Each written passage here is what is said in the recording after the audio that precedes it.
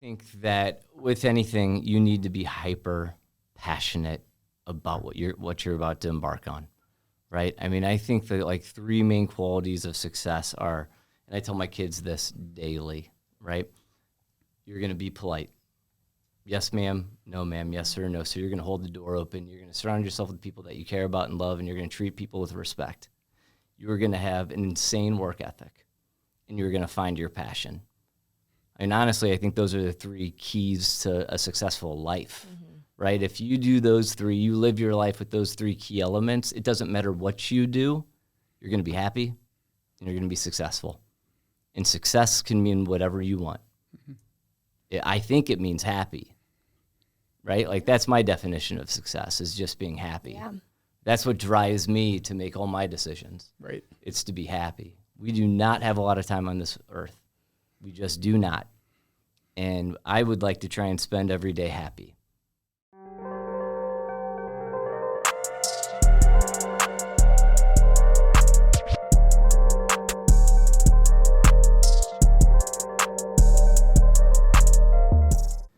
Welcome back to the STL Bucket List Show. I am your host, Luke Farrell. And I am your other host, Marissa Farrell. And we just got married. This is our first episode back as a married couple. And we got a very special guest. But before we get into it, guys, I got to plug my boys over here at Half Coast Studios. They're the hottest podcast recording studio in the world. Not just in the U.S., but in the world. And guys, if you have a podcast or if you want to start a podcast, they actually edit it. They're going to distribute it to Spotify and Apple. So definitely hit those guys up. So we got a very special guest today. We got Kevin Lemp here, owner of 4 Hands, 1220, Withered Oak. How are you doing today, Kevin? I'm good. Thanks for having me. Yeah, thanks for being here. So we wanted to get right into it. I mean, you've built some of the biggest beverage brands in St. Louis over, 10 years now? Yeah, 10 years. Yeah. So just tell me about that. I mean, how tell me a little bit about your story and then go into like building in the beverage industry. Yeah, I mean, well, first, thank you, right? I mean, I don't know. It's been like 11 years now of just hard hustle, right? Like you just have to put so much into it to be successful at anything. But we started Hands Brewing Co 11 years ago. 1220 Spirits is about 5 years old. Withered Oak, our line of aged spirits, is not quite a year old. We're just kind of looking at building a portfolio, having different buckets in order to build brands that don't compete with existing brands. Right. That's kind of our strategy as we continue to move forward. Okay. It's unique. And we noticed that creativity plays like a huge role in your guys' branding, and like me being a creative person, marketing. One of the things I've noticed about you, like just from watching from a distance, is like you've built like a marketing company that sells beverages. Like, is that something that you guys go for? I mean, like, or is it more, just tell us a little bit about your philosophy. Yeah, no, I mean, I think that there is truth to that. Yeah. But I don't know, I feel like as we build brands, you want to have a story, a foundation around that specific brand, whether it's citywide or statewide or origin 1220, like you want to be able to have some talking points and bullet points about that specific brand, like what's going to separate you from competition, what's going to separate 1220 from 4 Hands or Withered Oak from 1220. So we're very intentional about our route to market. I think first and foremost, like we really want to make sure that we are building brands that we want to consume, that we believe in, that have ethos and ethics, and then really like there is like this back end strategy, just like hours and hours of conversation and whiteboard exercise that it takes in order to really lead with confidence once you get into the marketplace. And that's really what I have the most fun with. Okay. Yeah. Tell us about like your team and like how everyone has a different hand, and like, you have 1220, you've got all these different things. So is everyone is on their own, we work for Citywide, we're on 1220, or is it all like together? Yeah, no, it's all together. Okay. It's all together all the time.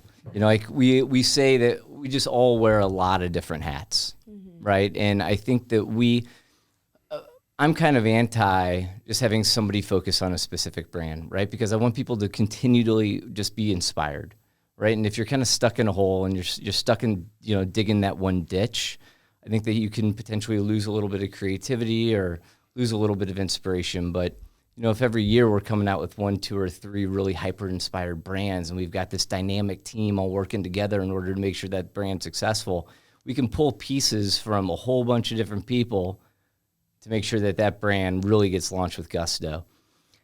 I mean, I think that one of the most important parts of building anything is your team, right? And just really building a hyper passionate team that you align with, that you really care about, in order to trust everybody's opinion. Everybody's not going to be right all the time.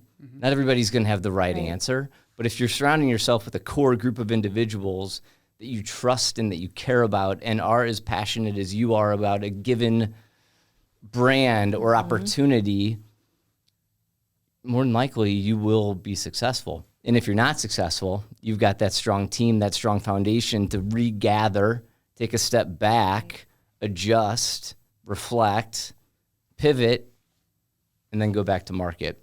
And we've done that plenty of times as well. That's inspiring. I think that team focused and having a team that continually gets inspired on new projects, because you get that 9 to 5 thing where it's like, oh, I go into work, I do this, then I go home.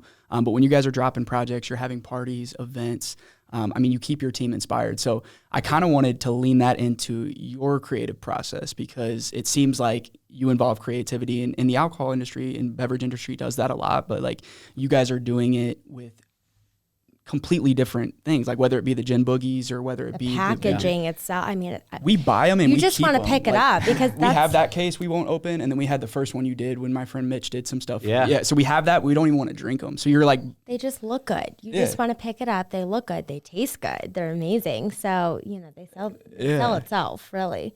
So you said the whiteboard, is that what you start? Like, I'm a pen and pad guy. Like, I'll start writing some stuff down. I mean, is that like, how do you come up with these ideas? I mean, I've got an inspiration page on my phone, right? But I think that, at 10,000 feet, I really do my best to live outside of the box the majority of the time, and try and bring inspiration in from almost anything. Now, if you live outside the box like that, you need to surround yourself with a couple of people that live inside that box also, right? Because you can't just be going off the cuff all the time. You got to level it. Yeah, but I think, inspiration, I try and draw inspiration from everywhere all the time, whether it's music or something I'm eating or something that I smell, or a trip that I'm or on the river fishing, or, with my kids and they're introducing me to something. I mean, you try and pull inspiration from everything, learn about it, see if there's an opportunity to just bring something new into your portfolio. And then it's experience driven also. Right? Like we just had our Lupulin Carnival. That's our beer festival. It is a non-traditional beer festival, right? It's a carnival. It's a circus act. It's fire breathers and sword swallowers and aerial acrobats and stilt walkers, while having all these amazing breweries there. So when that customer comes in, it is like a highly entertained activity. Citywide nights where we take the Becky Thatcher out on the Mississippi River, and from 11 p.m. until 1 a.m., you're on the Mississippi. You've got a vantage point of the city that you've never seen before. Right. While Moth's spinning records and you're having a citywide.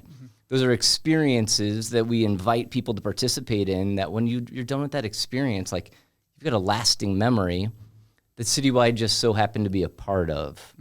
So really, I think at the end of the day, when you're trying to build a brand, when you're building equity into a brand, it's about building memories. It's way deeper than just a can of beer. Right. It's, what more can you give that customer in order for them to really feel a pull to the brand?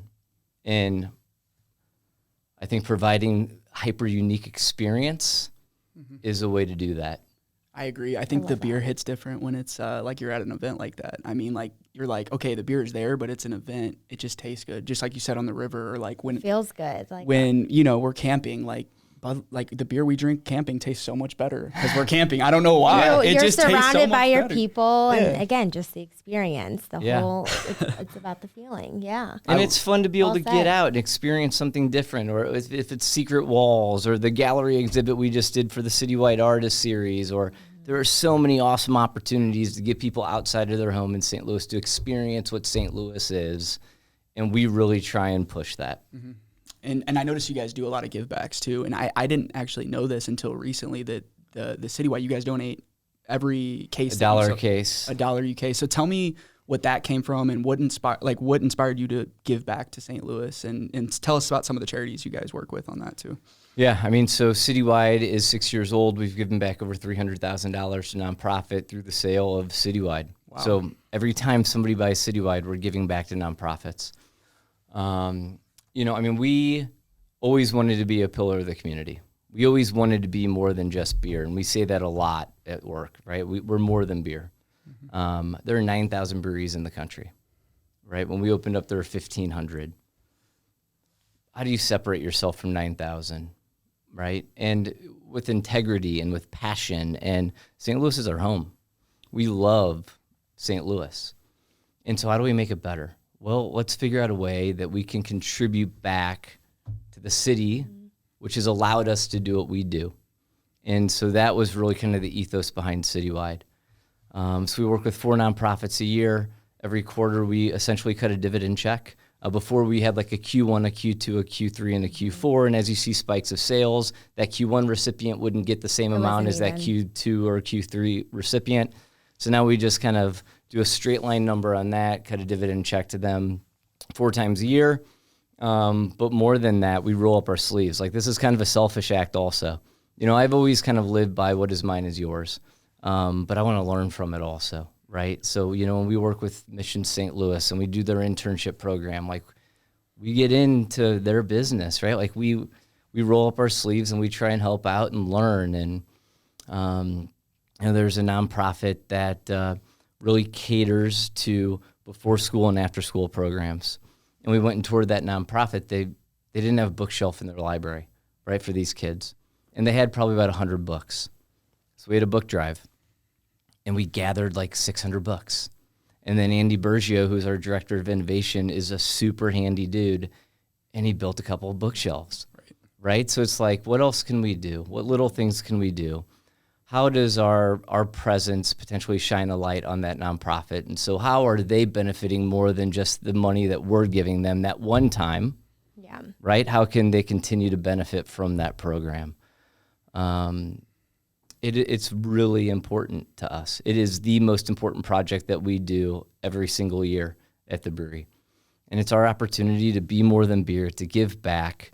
And then we're doing that same thing with Statewide. So Statewide is kind of a hazy pale ale, different than Citywide, different hops. This is a collaboration that we did with Apotheosis Comics and Jason Spencer, Killer Napkins, for Free Comic Book Day. But Statewide is also philanthropic, same program. $1 a case goes back to Veterans Community Project. They're based in Kansas City. They're in the process right now of building a St. Louis campus in North City off Grand. And they house homeless veterans. And it's an amazing nonprofit.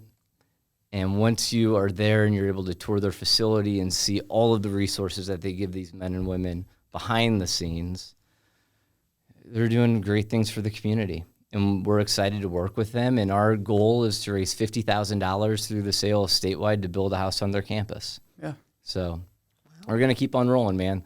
Like, I don't know. Every day we're trying to be inspired. Every day we're trying to figure out new things that we can do to be innovative and creative. And I feel like it makes the project, it gives the project more passion behind it, because you're like, we're doing this it's not just for our beer sales. We're actually like working towards something. To be involved in something. And that's huge. And I see a lot of companies, they'll write a check, but they'll just take a picture with the check or whatever it might be. And you've probably noticed that with stuff. And it's really like the people that are doing stuff behind the scenes that you don't even see about. Like I said, you don't advertise the Citywide project that much because we've lived in St. Louis City for like 4 years. And I've probably contributed like $60 towards it, because I've probably bought 60 cases over the last year. But like, I just didn't know that. So because it's not like, it's for you, it's for that nonprofit. And I like that you guys actually go out there and get your hands dirty and get involved in the project, because then you can come back and with new ideas on like how, like you said, building a bookshelf. I mean, she's an educator, so I mean that's huge with that. So I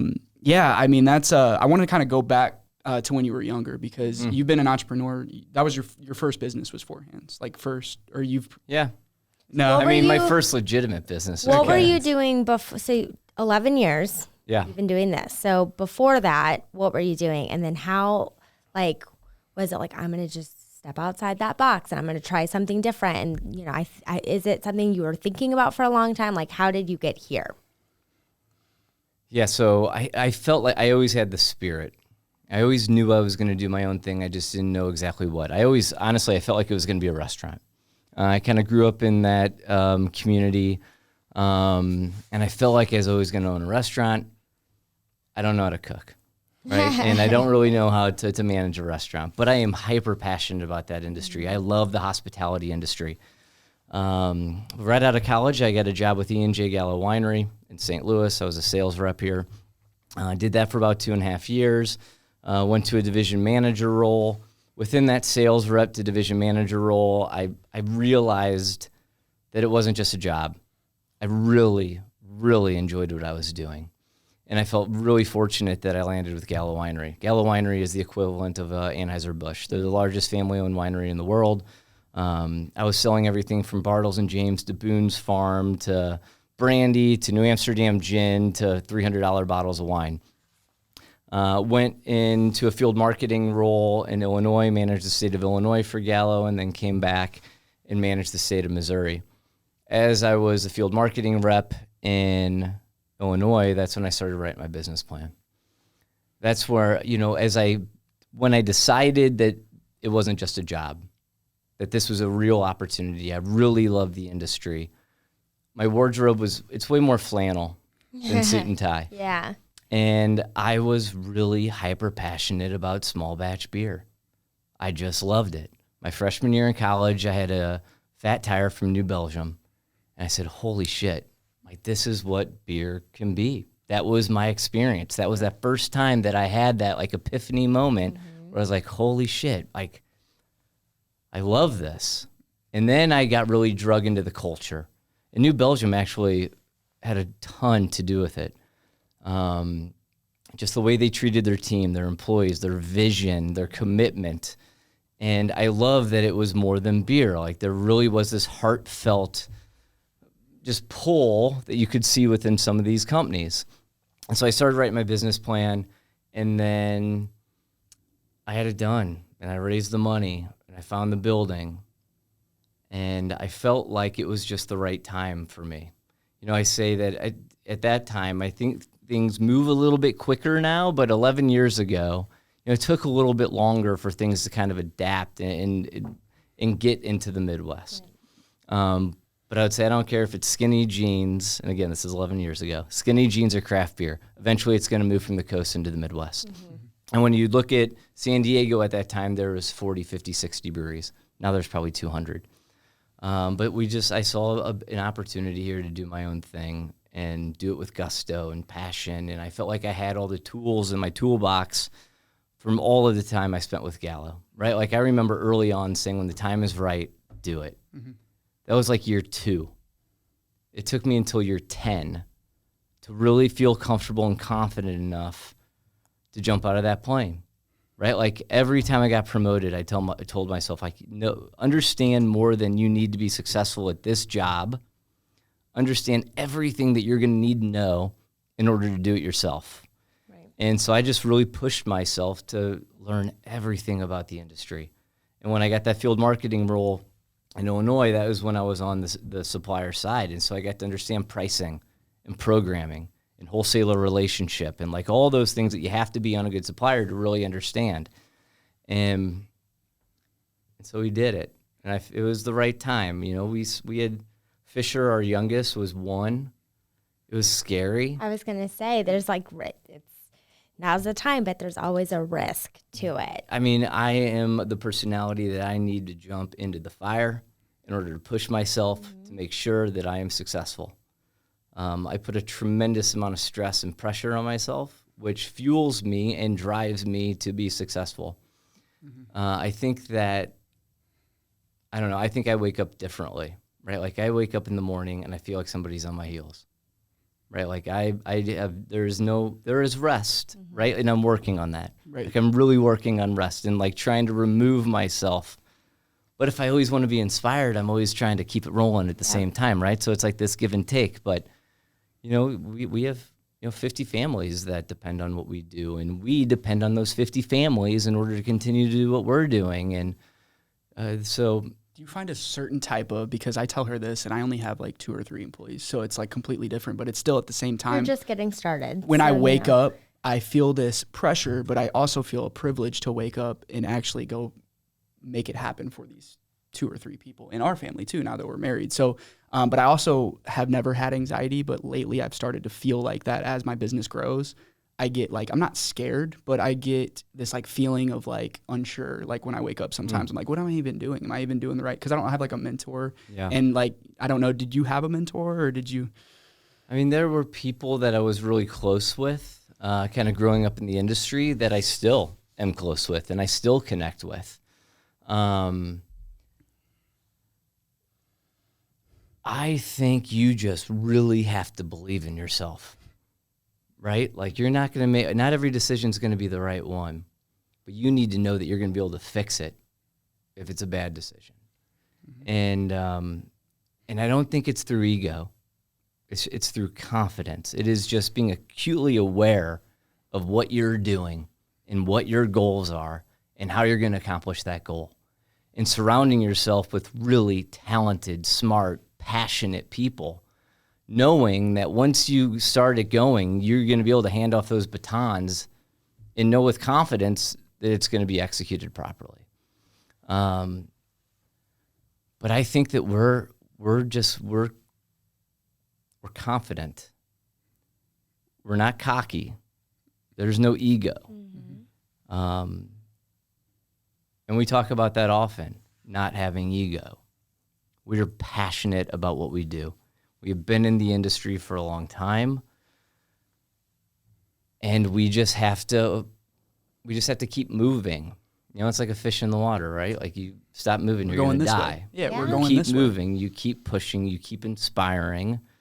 You stay innovative and creative, and it's going to work. You just take that mindset. It is going to work.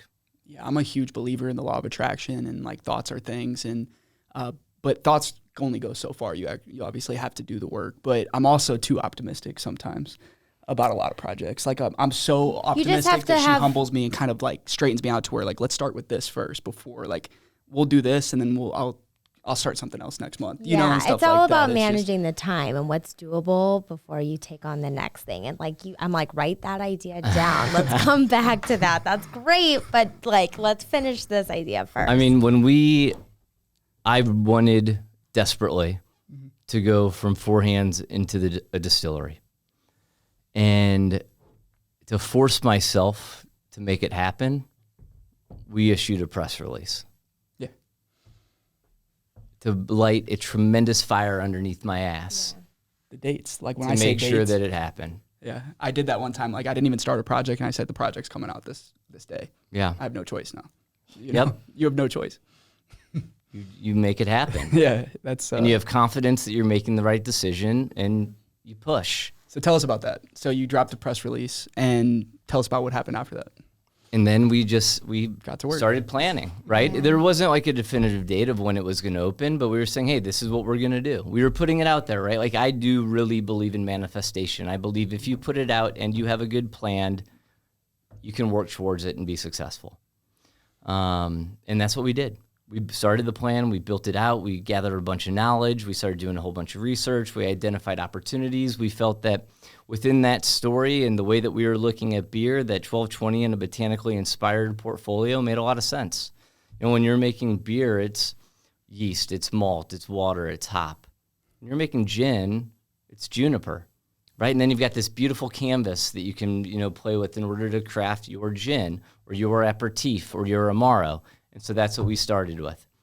And then we built from that into a line of canned cocktails. And so, we forced it. We made it happen. But we had to force ourselves to make it happen. Yeah, I love such a cool process. I mean, just hearing all the things that go in, I mean, that's awesome. So was it an easy transition? I mean, I'm sure, obviously there came with some hiccups because you get comfortable with the process of making your citywide beer or your other beers that you have.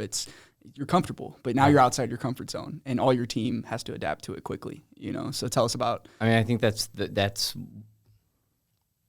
where the passion of the team comes in, right? Because that's like, we all want to continue to be inspired, right? Like our leadership team is thriving while inspired, right? You don't want to get stuck in the ditch, right? You get stuck in the ditch, and I think no matter, you're gonna get a little lazy, right? It's just naturally gonna happen because you're just doing the same thing, just doing the same thing, just doing the same thing. Got it. So how do we broaden those horizons?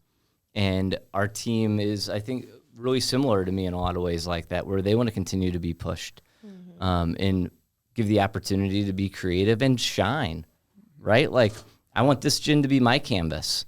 I want to go work with the lucky accomplice on this gin, and let's really think outside of the box and do something special. Yeah.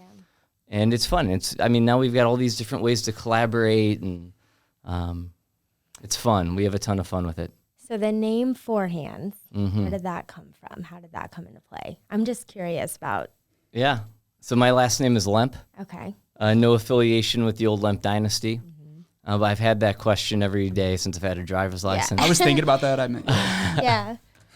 So the Four Hands are me, my wife Megan, Rowan, our oldest son, and Fisher, our youngest son. And then everybody says, well, that's stupid. That should be 8 hands. And I say, no, 1 in, go team. Yes. So those are the Four Hands. Family oriented. Yeah. It's our version of a family named.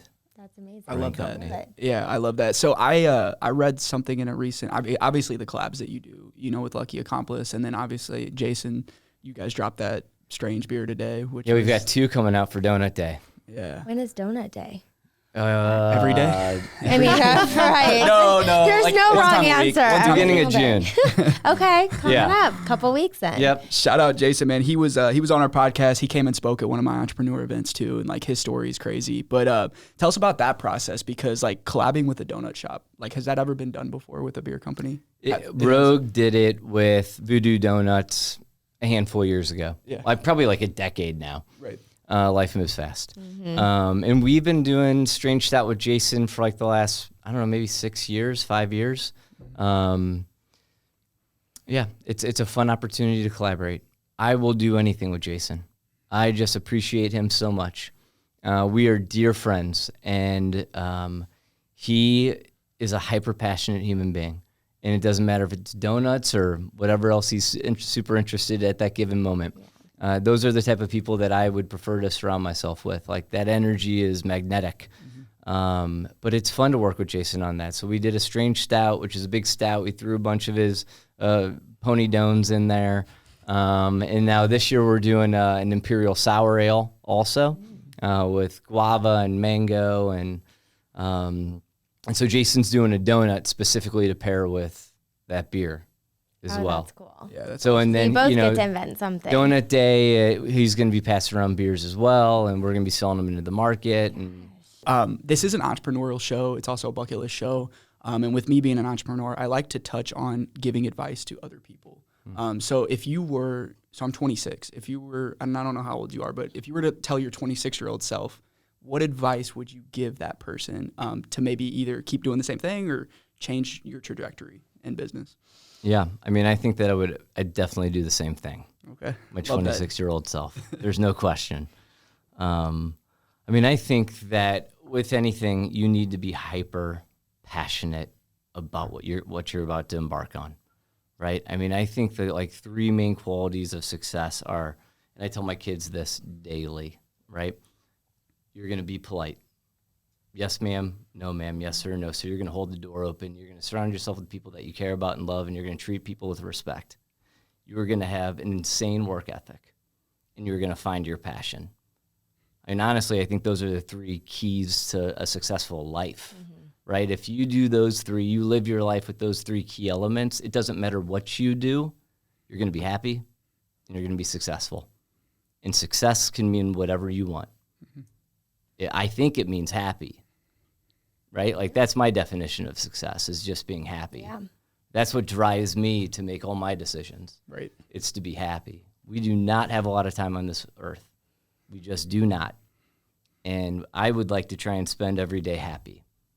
So I love that. I love that. Well said. Yeah, well said. Really. That's definitely going to be cut up for a clip for social. That was fire. That was fire. That's the hook. That's the hook. No, we always think of that. And that's my marketing. And I'm like, I was like thinking in my head, like, that's fire. It's inspiring. It is. Yeah. So what is so you said your idea of success is is being happy, Happiness. which I love that. And I say this on almost every podcast, and positioning yourself and not how much money I can make, but how many people I can help. You mentioned 50 families that you know, they're a part of your family now. Yeah. But like, tell me about that process of treating your employees like family. Cause I also read, I do a lot of research before I do these. And I read something about like when you started your business, like immediately you were given health insurance, immediately you were doing, or not immediately with the 401k, but pretty quickly you were doing these things where other businesses weren't.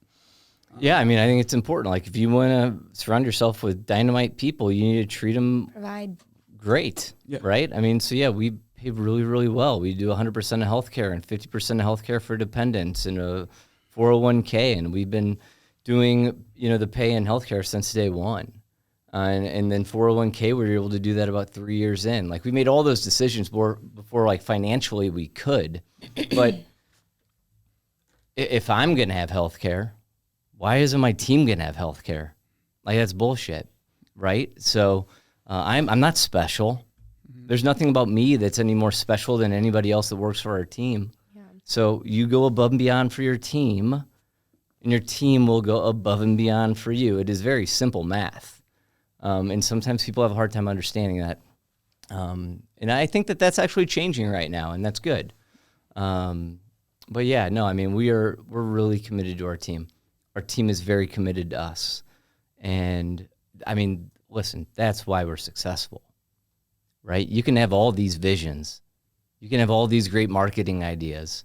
If you don't have the team to help you execute it and get it to market, you essentially have a lot of good ideas. There's a lot of people that have good ideas, right? How do you activate those good ideas? No one person is powerful enough to do that.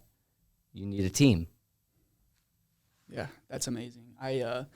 I've noticed that like in my life and with that is like one of the things I'm super passionate about is like attention to detail with stuff. So I've had sometimes trouble like handing projects off completely. So tell me about that hump of you like hiring your first few people and then like passing off the baton. Like how was that for you? And like how did you understand that you needed to be successful, but it's still hard because it's your baby, it's your four hands, it's your family name, you know, and stuff like that. Yeah, so I think it's important to recognize what you're good at and what you're not great at. And you need to hire people that are very, very good at what they're at, what you need, right? Like you're filling gaps with people that are experts in that gap. Mm-hmm. And then with confidence, you pass it on. There are so many things that I'm not good at the brewery. So many.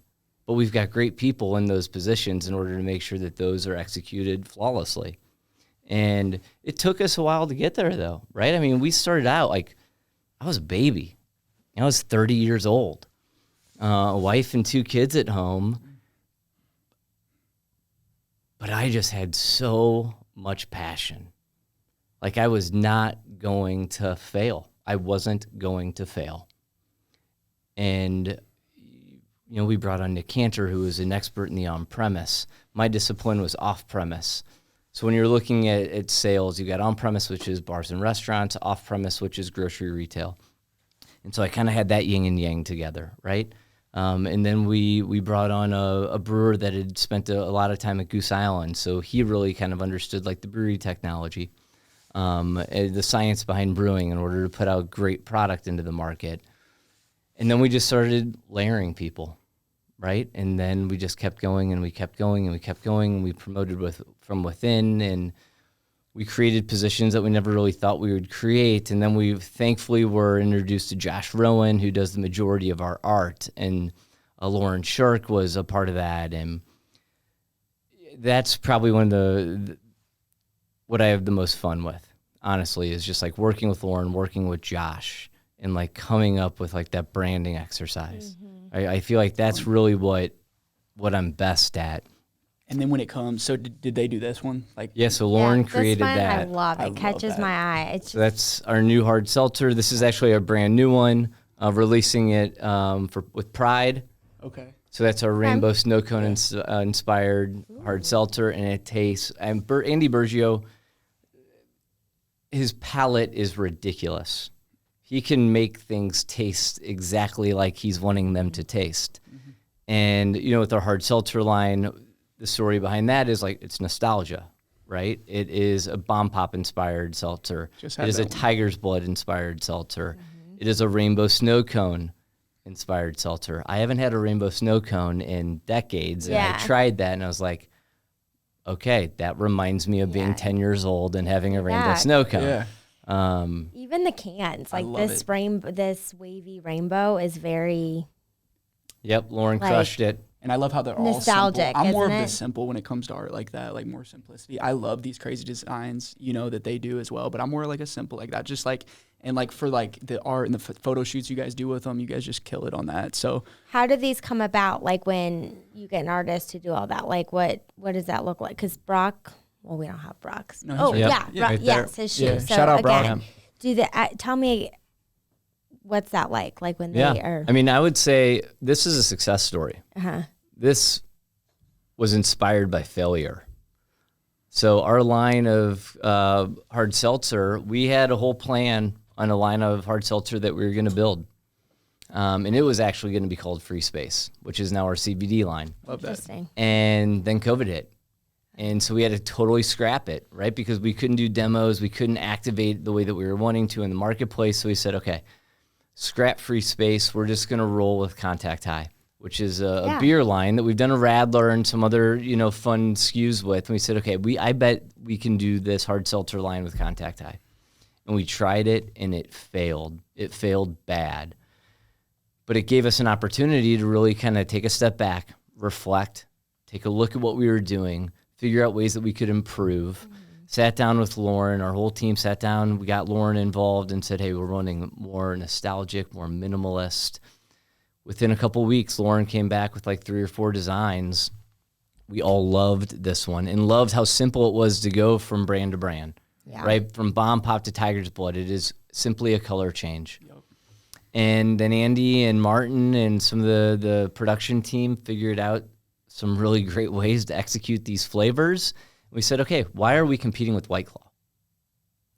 You don't compete with White Claw, right? So how do you find a niche in an explosive category? All right, well, let's do this. Let's be fun. Let's be a little quirky. And then we launched, and it's really worked for us. That is awesome. That's how the best things come about, accidents. Yeah. That is. I mean, seriously. Like the famous Bob Ross. Or happy little accidents. Post-its. Post-its are an accident. Seriously, someone accidentally glued it, and they're like, "Oh, this sticks." And we were talking about Post-its yesterday, and look at that. I feel like Velcro had to be an accident too. Yeah. A lot of it's things. stuck.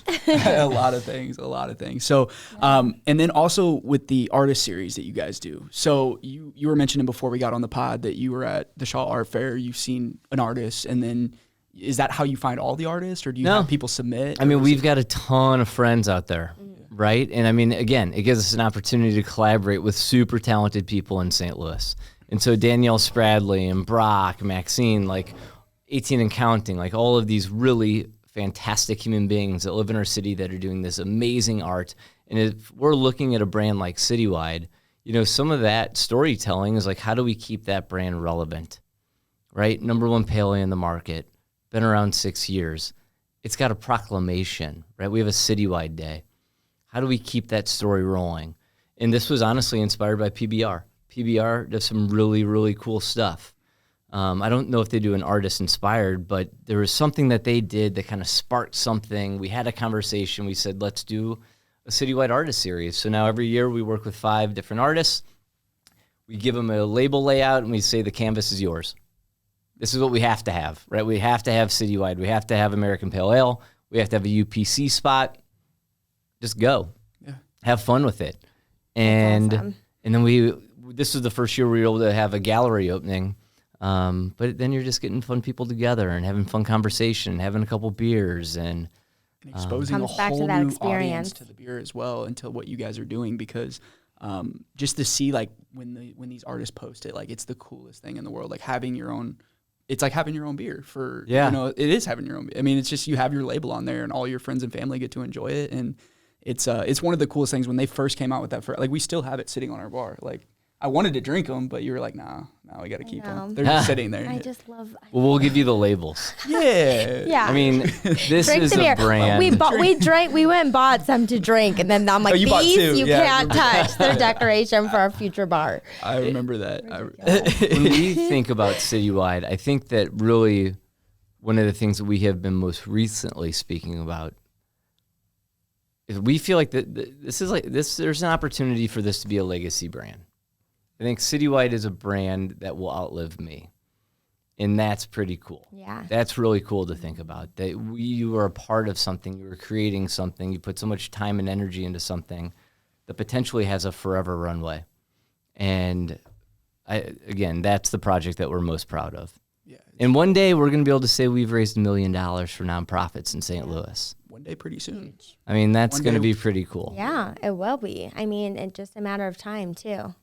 Yeah, that's a lot. That's a lot, and it's going to be pretty soon. Because when did the project originally drop? We're 6 years old. 6 years old. Yep. So I would say pretty soon. Yeah. 3-4 We'll years. get there. Yeah, for sure. So yeah, that's awesome. And then now statewide dropping too. So I know you got a new location opening over in Kirkwood. I seen that drop in the news. So obviously Kirkwood is just amazing and growing, and it seems like it's a hot spot for businesses, and a lot of businesses are moving there. I've seen just a lot of announcements lately. So tell us about how that came about. You guys are keeping the train there. It's just going to be. Oh, yeah. Yeah. Yeah, I mean, we're going to call it the station. Just to really give a nod to the Down by the Station. I mean, it is a beautiful piece of property. We're super excited about it. We're keeping the caboose, obviously. At our current location, as of today, we really don't have any exterior space, right? So on beautiful days, we actually kind of miss out. Yeah. So that was what really attracted us to this space, because it's got this expansive backyard that we're going to be able to create. And, it's going to be one of those experiences that when you walk back there, you're not going to be transformed necessarily, but it's going to be a wildly different experience than you would have normally had. Yeah. And we're excited about that. A lot of what we do is inspired by our kids also. Like on the second floor at the brewery, we've got that free retro arcade for kids and adults alike. Yeah. But this is going to be super family friendly as well. We're going to do something with the train schedule and nice frosty root beer for the kiddos, and we're pumped about it. Yeah. We've been working on it for about a year. I think we're probably still another 5 months out, 6 months out maybe. It's just taken a while. But it's okay that it's taking a while, because it's going to be done perfect by the time we open. And that's just how we look at things. I'd rather take it slow and make sure all those T's are crossed to when we do open the door, all the attention to detail has been looked at. Yeah. First impressions are huge. First impressions are huge, especially in a different market like Kirkwood, like that. Different families that are going to get exposed to your brand and stuff like that. It's gonna be an important kind of next step for us also. And we're a destination location, right? We're on 8th Street. But now it's just going to give people a little bit, from the county, a little bit easier access to experience who we are as a brand, which we're super pumped about. Yeah, awesome. And you guys have built so big with just one location. That's kind of rare, right? To build to be. And we've said no a lot to one. Yeah, we've said no a lot. We are diligent on efficiencies. We're diligent on micromanaging ourselves. We're really diligent on, we say a lot, working upstream to avoid obstacles downstream. And you need to make sure that the time is right when you say yes, because that can disrupt what you're doing upstream. It can create more obstacles for you downstream, right? But we're in such a good position right now. We're super locked in. We've got such a good team that now we can start saying yes. And that's what we're doing. But it takes time. Right? And we're going to make sure that we take our time. We're doing this forever, right? There is no rush. Right. We can take our time and make sure that we're making good decisions. Yeah, that's amazing. And that kind of leads into, we were just recently at a party. Shout out Hannah from Jasper Paul inviting us over to a party at the And God. And it was so freaking cool because of the colors of the product. Well done. Yeah, it was just cool, and it was exclusive well event. We It was left cool. with some T-shirts and all types of stuff, and it was just a party. So tell us about that brand a little bit. What does that brand mean to you? Because it's freaking awesome. That was the first time that I think that our team walked away and said, Kevin, we look like a big brand. Yeah. And Liz and Lauren and Nick, they just crushed it. The idea to take this new Balaton cherry and lime and lemon lavender vodka and do it at the On God and do it in the red room and do it in the yellow room and like have all this like the candy and the sunglasses and the shirts like all in theme, and it's just how delicious the product is right? I mean, again, if you're going to do anything, you might as well do it with creativity and passion. Otherwise, why are you wasting time doing it? And the team crushed it. They did such a good job. And the art of like a real brand launch has so been lost, right? Like, I mean, now 20 years ago when I was just starting out, like everything was really special in the industry, right? Like if you were going to roll out a new wine or a new spirit, like you really put a ton of thought behind it. And now you have so many suppliers just throwing stuff against the wall and seeing what's going to stick. And we kind of really went back to that old school brand launch just with, I don't know, just like a lot of thought behind it. And they did such a good job with it. And now we've got all these, points of distribution on premise and some activation with these slushy machines. And it's like perfect timing. Spring menus are rolling out. Like all of that's done on purpose, right? Like everything is done within the calendar. We build out our plan like really aggressively. By September of this year, we'll know what we're doing every single month for all of next year. Wow. By class, by category, by wholesaler, our major initiatives on and off premise, like everything is locked and loaded.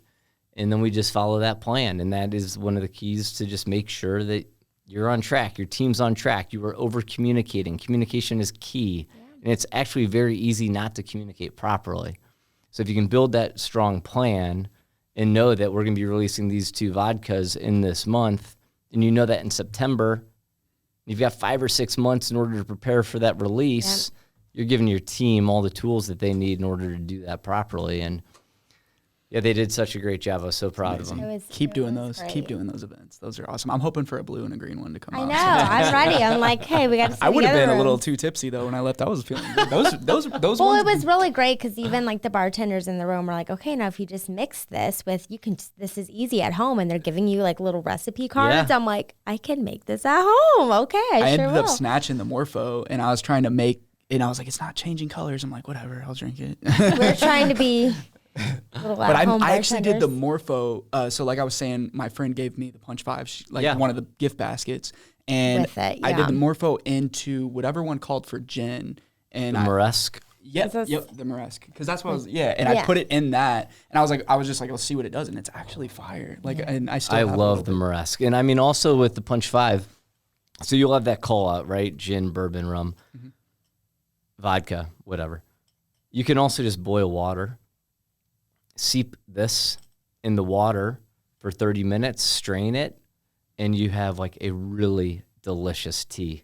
Ooh, tea. I love you cut tea. It with tonic instead of gin or vodka, and you've got a really awesome mocktail. Yeah. Okay. It's really super good. We have a couple pregnant friends, so we'll have to do it. I love those. I mean, those were the coolest. Like, I thought that was like the coolest thing because I was like, we can just like fill these up. Genius. 2 hours. Like, I mean, this is with Andy Kim and Ben Perumba. And I mean, you talk about people with good palates. Ben Perumba's got a super sophisticated palate, and he is really the flavor combination genius behind all of these, and he's crushed it. It really is because we're cocktail snobs, I feel like at this point. Like we appreciate a good crafted cocktail. And so like to just be able to do it at home, super easy. Because we like play bartender at home. We're like, what can we make? But it's never as good. Like we have so many good bartenders in St. Louis, and I'm on this like mezcal kick. Like I just love like the smoky tequila. Yeah. And it's just so good. Like in any cocktail. Like I don't know why. Anything smoky is good to me. Mm-hmm. So what's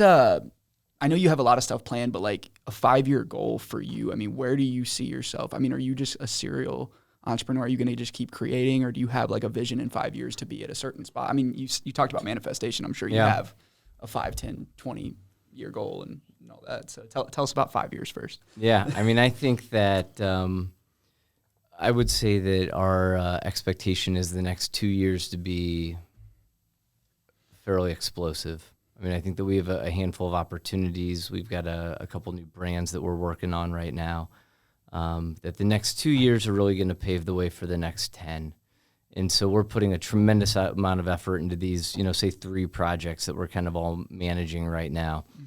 I do not think that we'll really be coming out with too many more brands. We've got 2 in the pipeline right now, which we're super excited about. It's going to be just diving deeper rather than broader, right? I mean, I think that we're just going to continue to just really look at St. Louis, continue to find new opportunities in St. Louis, continue to find more opportunities in Missouri. Kirkwood is going to be a huge part of that plan. CBD is going to be a huge part of that plan. I feel like we don't want to take too much on. We're saying yes more right now than we have ever in the history of the company. And we need to make sure that these next 2 years are just executed at the highest level. I think once that happens, we're going to need some runway in order to take full advantage of those opportunities and then reassess. We've accomplished a lot in 11 years, but I think that there's still a lot of opportunity in what we're doing. We're not looking to recreate anything. We're not looking to have any huge bold statements out there right now. We're looking to continue to just really finesse what we're currently doing, micromanage a couple of these opportunities and making sure that we're doing it at a really high level, and then continuing to just see what else is out there. Like, we're not interested in the shell game. And that's why I think that we've said no a lot. We're not interested in being successful here and then having something not be successful, and then it takes the reward away from the 2 things that we've been really successful at. So, I don't know, I think that we keep our blinders on. We stay diligent. We continue to stay super passionate and just really kind of see where it leads us.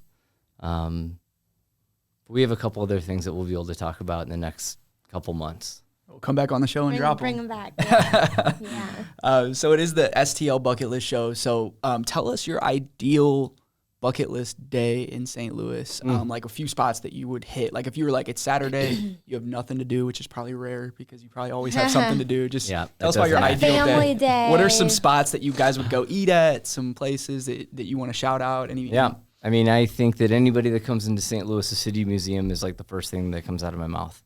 I love it. We have spent so many hours at the City Museum. It was actually me and my wife's first date. Oh, I love that. I made one of my first parental mistakes at the City Museum, allowing Fisher to go through one of those little mazes when I just couldn't quite get into, and so I had to chase him down and figure out where he was at. But the City Museum is like, I don't know if there's any other place like it on the planet. It's amazing. It's amazing. So City Museum for sure. Busch Stadium, I love it, but I can hang for about 3 innings. I feel like that's a great lunch option for me, being, what we say we're 16 ounces away from Busch Stadium. So if we get day tickets, go to Busch Stadium, have a hot dog, watch a couple innings, head back to work. Some of my favorite places, Peacemaker, everything Kevin Nashin does is amazing. Me and Meg love that. Lucky Accomplice is crushing it. Russell's on Macklin, we love. Strange Donuts is like our kids' go-to. Grace. Yep. It's funny, like my kids are like, they want Canes, right? Canes. I was like, listen, we're going to go see Rick, and I'm going to show you what chicken can be. And now Fisher, our youngest, is like, Dad, can we go to Grace? We need to go back to Grace and get that chicken. Yep. So good. We need to get Rick on here. I was like, that was actually where me and Jason met. Jason was at the bar by himself. I seen him. I said, what's up? I sat at the bar with him, and then I got him on the podcast the next day. It was crazy, like, conversation. But because, Jason, his, rule is, like, you just ask people questions. So I'm sure Luke was just, like, going to have a meal, and Jason's like, da-da-da-da-da, He's by himself, and I love that. So, like, Rick, I need to get him on here. He's one of the better human beings on the planet. Yeah, that's great. That would be the food's amazing. It's like the coolest place. It's like you leave there like you just ate at you said that your the first grandma's time house. Like it's just like a good feeling. Oh, it's like great when you leave there. And then I think like the best thing about St. Louis is like you venture 45 minutes in any direction, and like there's all this amazing outdoor activity to do, like Elephant Rocks or shut-ins. I mean, like you could do day trips every day. Yeah. And Missouri is a beautiful state, right? I love the city. I live in the city. I've been here like my entire adulthood. I work in the city. But sometimes you just need a break, right? And that's one of the great things about Missouri as well. St. Louis, it's 45 minutes. You can get to a whole bunch of different places. You can take a deep breath. Yeah. You can relax, refresh. Come back to all the noise. So if you weren't in the industry that you're doing now, what would you be doing? This. He's like, really? This. You'd be a podcast host. I mean, I really feel like this is what I'm built to do. You know, and like my wife has the same. My wife does the same thing, right? She's an acupuncturist. She has her own practice. She's unbelievably passionate about it. She was built for that. I was built for this. I am so grateful that I feel like I found my calling. And I am so grateful every single day. And I'm so appreciative. And I feel like I need to keep being innovative and creative, because you do have those 50 families, right? You do have all of those great men and women that work with us in order to keep that going. I don't know what I would do, but I know I wouldn't be happy or as happy as I am today. Yeah. And again, that's the success for me. I am just unbelievably grateful. Like I say it all the time. Me and Megan talk about it all the time. And I do love that our kids see mom and dad waking up in the morning and going to do their passion. And then we come home, we have practice, we eat, we do our gratefuls every night. And like, I think that lesson is unbelievably important for them to see. Like, oh, absolutely. Follow your passion. And they both those boys know that when they graduate from college, they do not get the keys to the brewery. They're not even invited to work at the brewery. They have to find their passion. Mm-hmm. And if it ends up being that one of them is hyper passionate about what we're doing, they can go work at a Sierra Nevada or an E&J Gallo winery or an Anheuser-Busch and do that for 5, 6, 7 years. And then they can come back into the brewery. Mm-hmm. But they need to make us better. Right? Not hold you in. You just can't be entitled to anything in life. Don't just give things. You got to work for it. I think that's amazing that you're. And I feel like that's instilled in us, but not in a lot of people we know, like our age. I feel like that's kind of a lost. I just see it as like I teach high school and I love my kids, but I see things and I'm like, oh my gosh, like you were saying earlier, you say yes, ma'am, no, ma'am. Okay, simple values, simple things of respect. I have to teach that a lot. I'm like, look me in, like when we're talking, look me in the eyes. Like they want to look down or get on their phone. I'm AirPods, like, right here. Cell phones. Yeah, like just connect with me. We're having a conversation. That's manners. And like virtual school didn't such help a simple that. thing. Yeah. I it's a simple thing. But these high school great. kids. I think it needs to be taught. Yeah. Right? I mean, before I got my job at Gallo, when I would go in and do interviews, I would always tell people that I was fired from my first job. Like, you're in an interview. Why are you telling me you're fired from your first job? And I said, well, I was 15. I was 15, a little before that. And I was working at Forest Hills Country Club, and I was a busboy. And I was working too many hours. And they audited, and they had to let me go until I was 15 and a half. And so, like, it was just instilled in me at an early age. Like, you're going to work a lot. Like, whether it was a lemonade stand on Bowling Golf Course or cutting grasses or having that first real job, like, wow, we just worked. Yep. Yeah, I love that. Like, always overperform. Like, in my, like, what I do in my industry, like, I always am going to do more than what's required. Because then you're going to get more than what you've done, you know? So, and consistently be consistent. I say that all the time. Every single day, you have to consistently be consistent. Whether it's health, whether it's jobs, whether it was you when you were in college, you were like any the struggles that we've had, and now we can like honestly say that like we get to do what we love, and now we get to do this together, and we get to create this crazy brand out of nowhere, and support other people in St. Louis. So that's what it's about. And I appreciate you coming on. We always have like kind of one more question. If you could have lunch with somebody, anybody in the world, dead or alive, is there somebody specific that you would say, I want to sit down with that specific person and have lunch with and pick their brain? You know, I think that I would say President Barack Obama would be my guy that I'd want to have lunch with. I mean, I feel like I don't care what side of the aisle you sit on. He comes across as just such a passionate thoughtful, caring husband, father, leader that I feel like I could just learn so much from him. That's the kind of person I want to surround myself with. I feel like that's who I'd like to have lunch with. Shares your mentality. Yeah. You just get so much from that. Yeah. I love awesome. that. Yeah, that's a good one. Mine was Henry Ford. I feel like he's just an innovator. Like he's just incredible. I don't have one. I should really think about it. I know we asked it all. Everybody gets that question. I'm sitting every time we ask. I'm like, don't ask me. What would I say? Yeah, I have no answer for that, but I'll think on it. Yeah, I appreciate you for coming on, guys. We're gonna drop all the brands in the comments. Careful. I'm gonna take a couple of these home off camera, have a couple drinks tonight. But yeah, we're gonna plug all the brands. We're gonna shoot this out on social, and really, we're just gonna continue to highlight the people, the places, and events that make St. Louis special. And we're an independent brand, so it's all funded by what we do, and we just love doing it. And we're gonna be doing cooler stuff. We're gonna be doing events and just all types of fun stuff. So, Thanks. yeah, and just want to plug my guys at Half Coast, of course, the homie in the back, cutting everything up, making us sound great, and just being here every week for us to create content because it's a content-driven world. So I appreciate you guys, and we'll see you next week. Thank you, Kevin. Thank you. Thank you All right, so man. much. Thanks so much. That was so great. I really high five. Whatever. Handshake. We got a secret handshake now. We go like this.